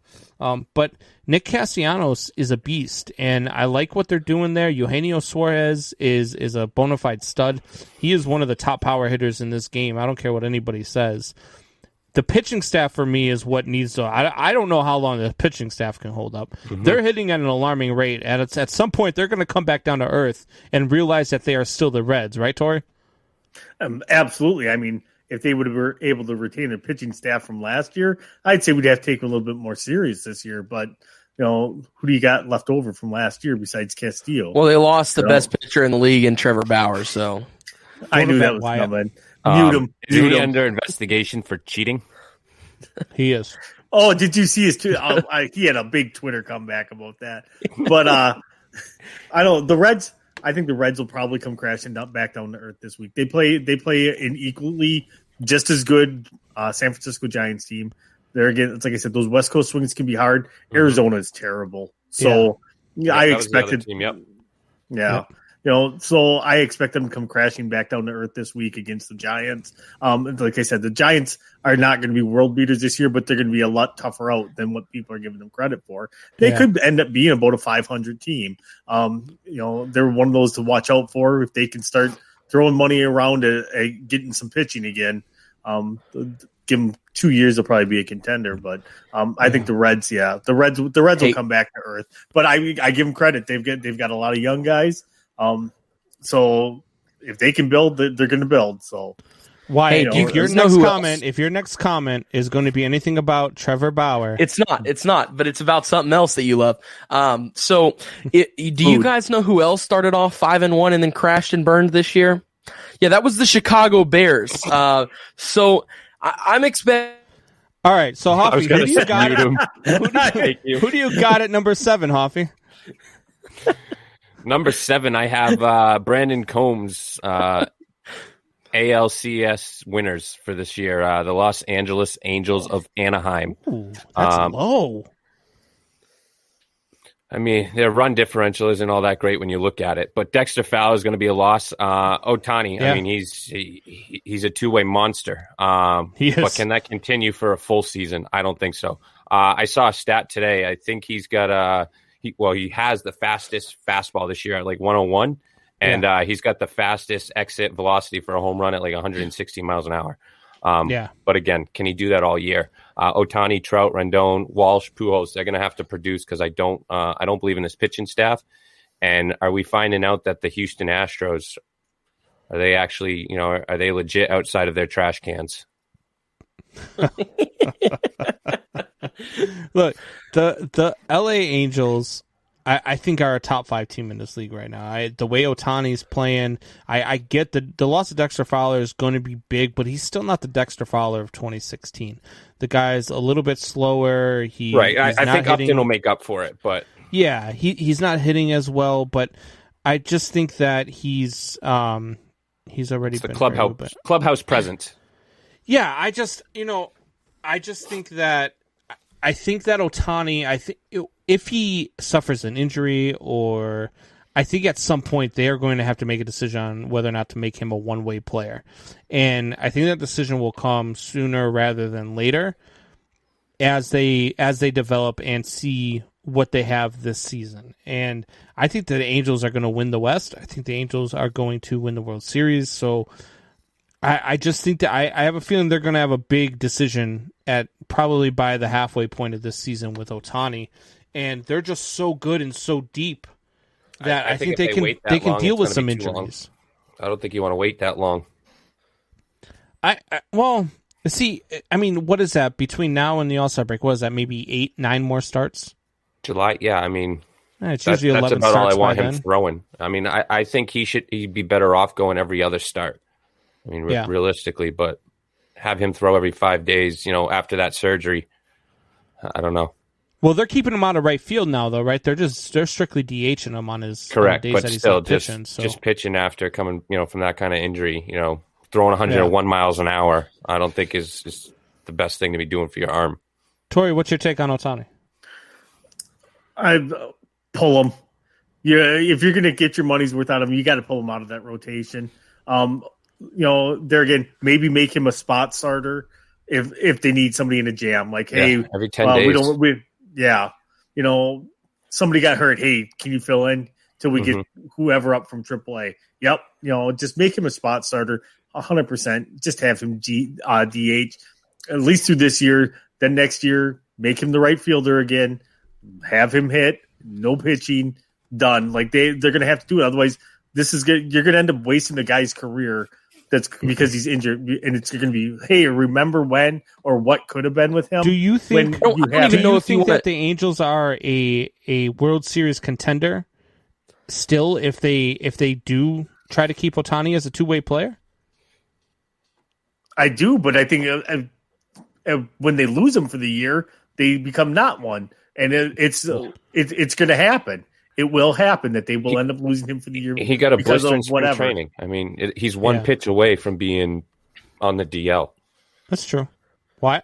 I don't even think that you could put him at right field or in the outfield somewhere. I don't even think you need to do that. I think he needs to be strictly a DH, 100%, because he is in the is it NL, right? They're in the NL, right? American League. He's in the American AL. And in the AL, you can have the DH.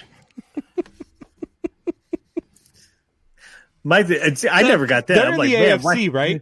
I mean, they're in the AFC. They're like. No, I think they're in the Packers division. Have they thrown more interceptions or touchdowns this year so far? Are they in the Pac-12? Do they play water polo? They won a national title a couple years ago, didn't they? Potentially. Angels haven't won anything. Were they 1A or 2A? No, the Angels are the Packers of the MLB. They've got one of the top players, Mike Trout, Aaron Rodgers, and can't do anything with it. No, the Packers actually make the playoffs. Aaron That's true, Rodgers too. is going to New England, by the way, just so you know. I don't know if you heard that or not, of course. Hoffy, but Aaron Rodgers is heading Hell no. All right. Hoffy, who you got at number 7? I'm sorry, 6. Number 6. Here's where I have our world beaters, our trash can beaters. Houston's lineup. I mean, they're deep with 7 elite hitters. They're tied with the Reds for the most runs thus far. Home runs, top 5 in runs scored. Their pitching staff, is it going to be able to hold up though? And that's the thing. But this year they carry the 7th best batting average against. So can they continue that? I don't think so. Greinke's, his 18th season? They're using him too much. I think he's good for 6 innings, but if they continue to have him go most of the game, come the end of the season, it's going to be going to hurt them. Yeah, see, I have Houston at 5 in mine right now too, because they have started off the season hot. They have lost the last 2 versus Oakland. Mm-hmm. They swept Oakland in the 4-game series, came out of the gate hot. They split with the Angels, and then they just lost 2 out of 3 to Oakland. Now they're going, and they are going to be playing the Detroit Tigers next, and then after the Tigers, I believe they get so they get the Mariners and then the Rockies again before they get the Angels. So they don't have a very tough schedule to start out the season. They're not going to face a whole lot of world-beating pitchers. So I think that the Astros are going to stay in the top 10 for the first, month or 2 until that schedule really starts to get tough. And I really want to see what they can do against top pitching in this league because they just haven't faced it yet. Tori? I would have them probably a little bit higher on the list too, just because they did. They started off extremely hot. Like when I did the stuff last week, and they were one of my hot teams because they did. They came out, they beat down Oakland. They took 2 out of 3 from the Angels, but then now they lost 2 out of 3, which I thought they would kind of continue the hot streak just because of their hitting. Their hitting is out of this world. It's ridiculously good. Unlike our 2 favorite teams where they're just atrocious. I agree with Hoffy too with Greinke, but at this point in Greinke's career, he's more of a Maddox type. He doesn't throw his fastball a ton. He relies on his breaking stuff. He relies on his off speeds. So, is it going to affect him more in the season? I don't think so. But at what point do you lose that control? Can we replace them with the Oakland A's? The guy who runs their scoreboard and runs all their music, who played Carrie Underwood's Before He Cheats as they announced the Astros lineup on opening day. I'm so mad I wasn't at that game. God, that's genius, man. I love it. It's absolutely genius. Then the Angels fans for throwing the blow up trash can out onto the field. That was awesome. I love that. People need to stop this. You really think this is going to stop? No, it's not going to stop. Wyatt, what do you think about the Astros? They're in the AL, by the way. Yeah. Yes. Oh, okay. Yes. That's actually the smartest baseball take that Wyatt has is yes. Okay, great. Awesome. Who you got? Hoffy, who do we got at number 5? You just mentioned you're watching them on the TV. Them in number 3 could easily, flip flop. But the Philadelphia Phillies, I have at number 5 after the bullpen posting the worst ERA since 1930s. Philadelphia Phillies last year. The bullpen's been solid. They were actually the last team this year to give up an earned run of all the teams. And their staff carries in an ERA that's in the top 10 at the moment. Yeah, look, I really like what the Phillies are doing, and I just think that they're going to come back down to earth. I think that they're to me a lot like the Astros and the Reds. I think they've just started off really, really hot, and at some point they're going to cool down, and they've sort of done that already against the Braves here. And if they lose this one, they've lost 2 out of 3 to the Braves. I know they started off the season hot with that sweep over Atlanta. That was huge for them. And then they beat up on the Nationals, which was huge for them. But the Nationals also were missing like 10 guys on the COVID reserve list.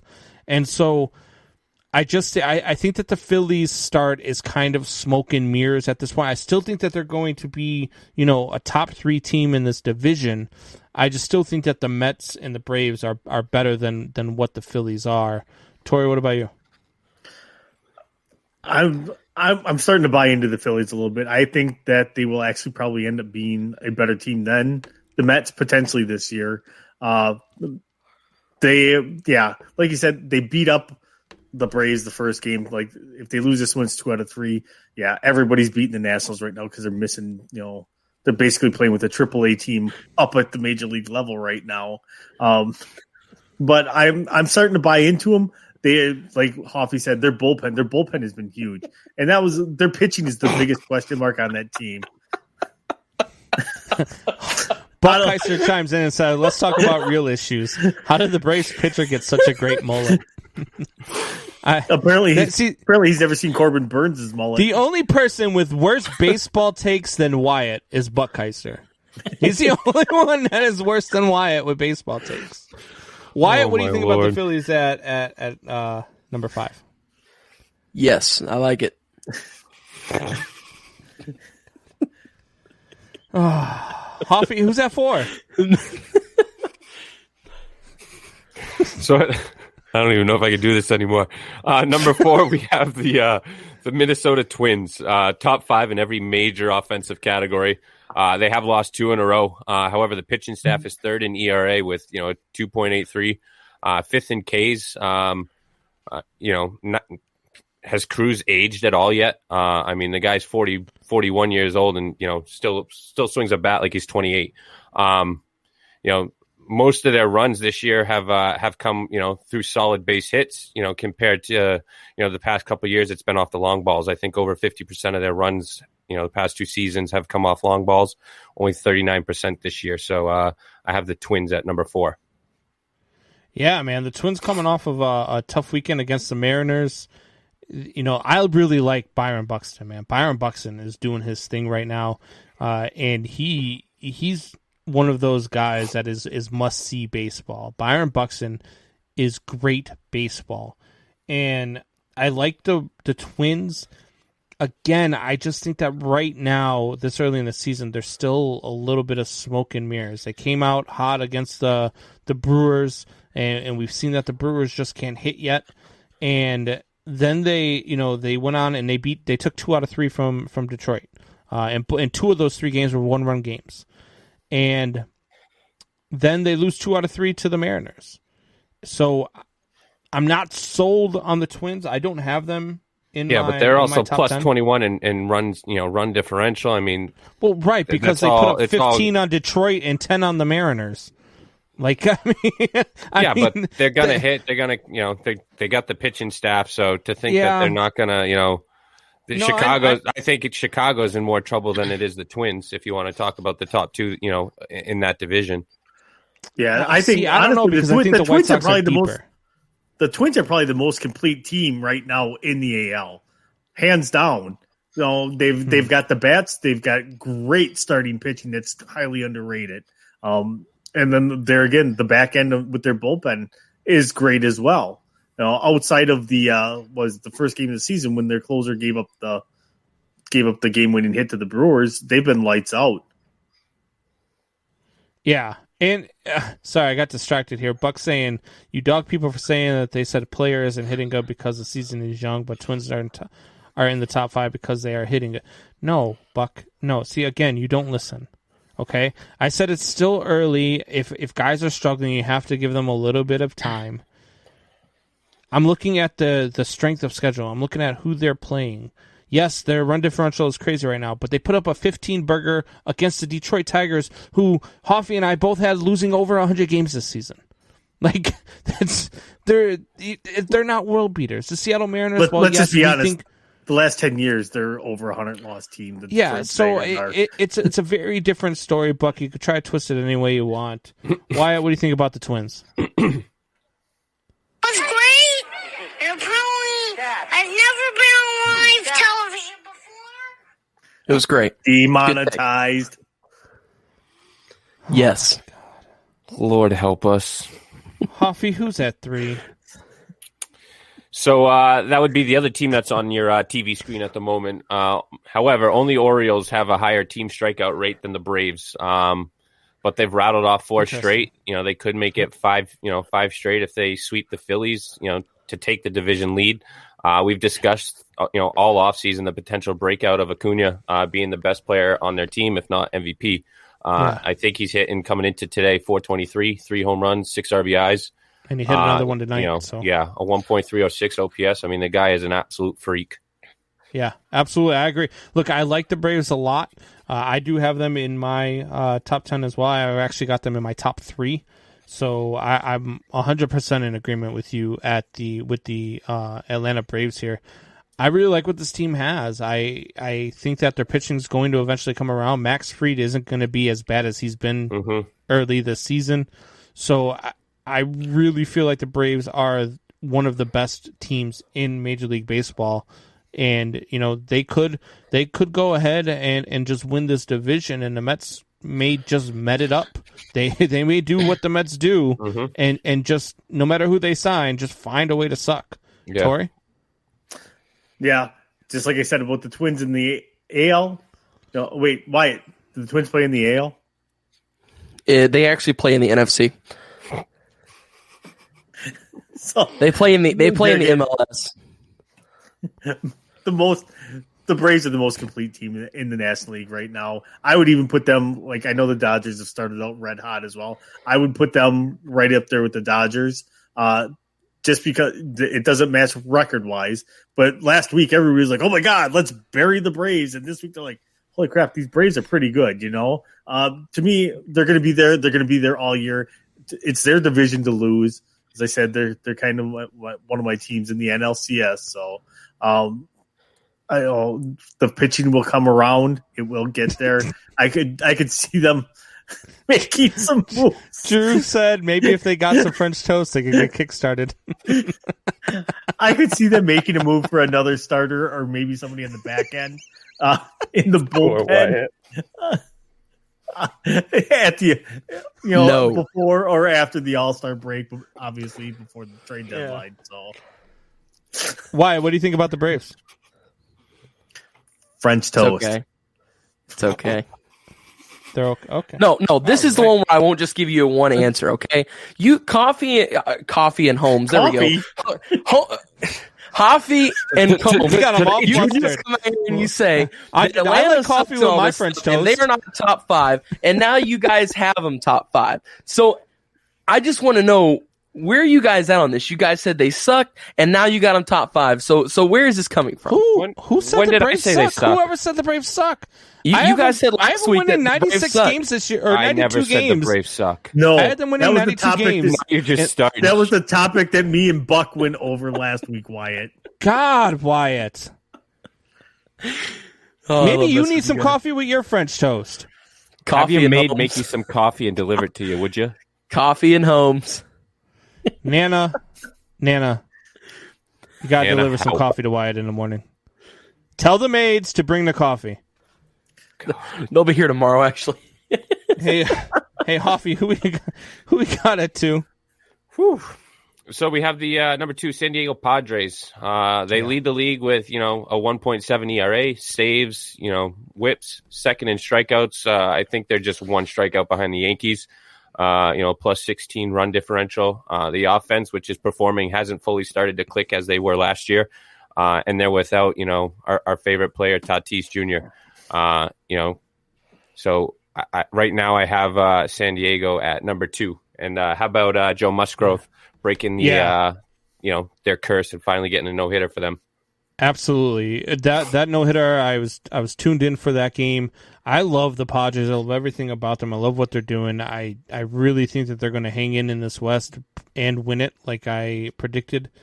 I think that the Padres they are so good, man. I can't wait till the Dodgers and Padres go at it, another 16 times this season, because this is going to be an all-out war. Yep. And Musgrove throwing the no-hitter, man, kudos to him, because he's another one. We talked about Freddie Freeman earlier. This guy's just a great story. He's one of those guys that you have no choice but to root for once you hear his story. So I love Joe Musgrove. I love what they're doing. Blake Snell, Yu Darvish, he had a rough outing, but he came back off of that, opening day start that he had, and has pitched well. So I like the Padres. Coming into this weekend, too, Craig Stamo was the only reliever to give up a run. I mean, so, when you have that back into that bullpen. they're going to do damage.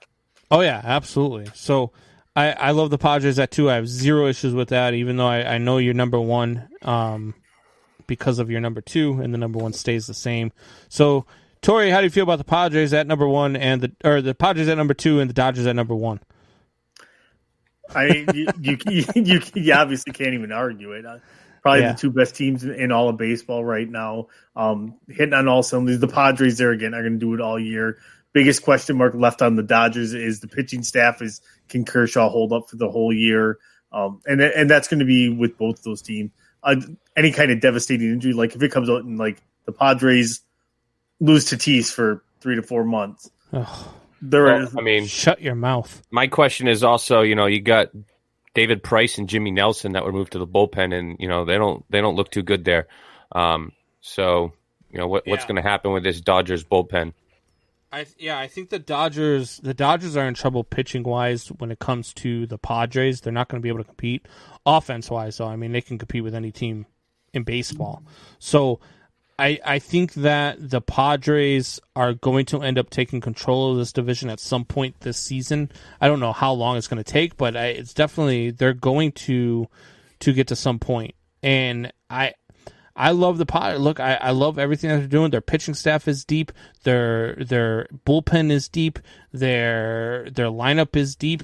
And even if they do end up, if Tatis wasn't able to come back after this little stint on the DL, if they did opt to have him have surgery and just think about his future instead of thinking about just this year, I think that they'd be able to sustain that. I think they would make the trade, any trade that they could, to go ahead and fill that hole, fill that gap that they have, even though it won't be the same thing as Fernando Tatis. They can get something, and they're deep enough to hide that little, that production. They're that good. I love everything that the Padres stand for. What do you feel about the Padres and Dodgers? They play baseball. They hit balls with wooden bats. So to follow up on that, Combs, I think they'd be smart to have him have the surgery. They just got that new Japanese guy. And I think he would be, I know, but they're already talking about bringing that he's going to be ready to go.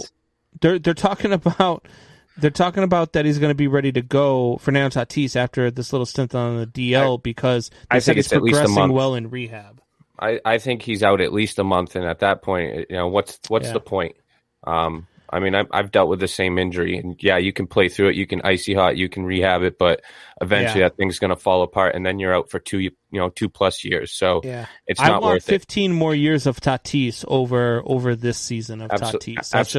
That's just me. Yeah, I'll give up my MVP prediction for this year for 14 healthy years of him. Yeah, this kid is special, and you have to protect him.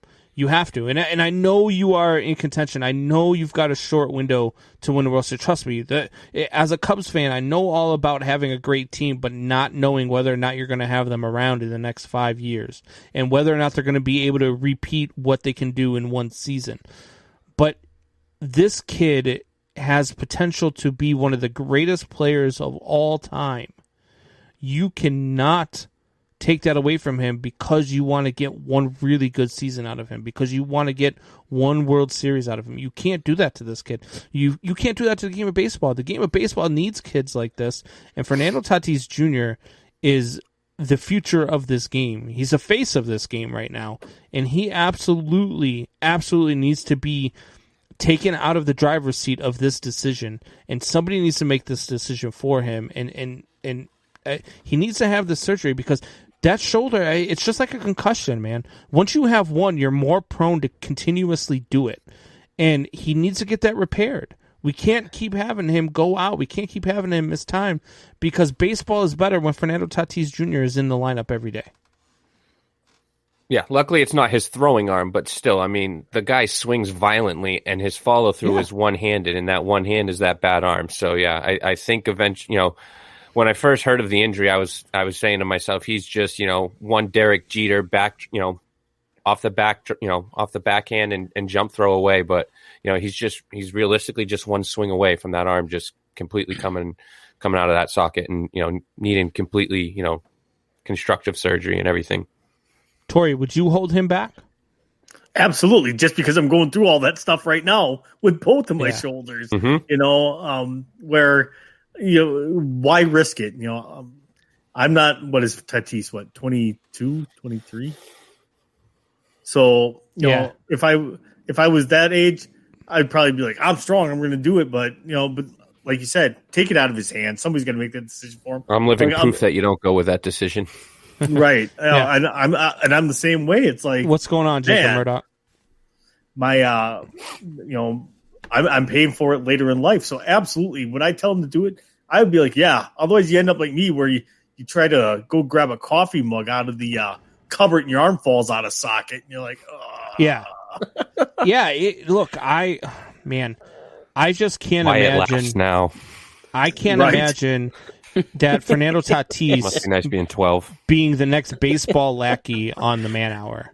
Like, as much as I would love to sit here and talk baseball with Fernando Tatis Jr., I will take coffee for the next 15 years of me and him talking about Fernando Tatis, because I don't want to see him suffer the same thing that Hoffy has had to go through and lose a career over it because of this injury. Somebody needs to take control of college baseball. Did you play college baseball? No, I tore my labrum in my rotator my senior year, and I continued to play instead of getting the surgery. So when I went for my physical to go to college, I failed, and that's when I lost my scholarship. Where was your scholarship to? USF, University of South Florida.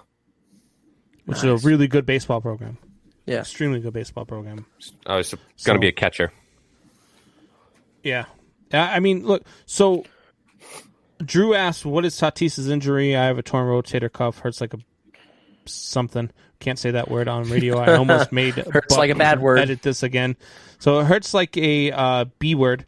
And so it's not a torn rotator cuff, correct? It's something where he keeps popping it out of place. It's a slap tear is what I think what they call it. So and that's how my shoulder started out too, where it would just pop out of place and go back in, go pop. But as it did that, the ligaments would stretch, and then you end up in the situation I'm in today. On the Man Hour with us instead of somewhere else. Instead of playing in my over 40 softball league.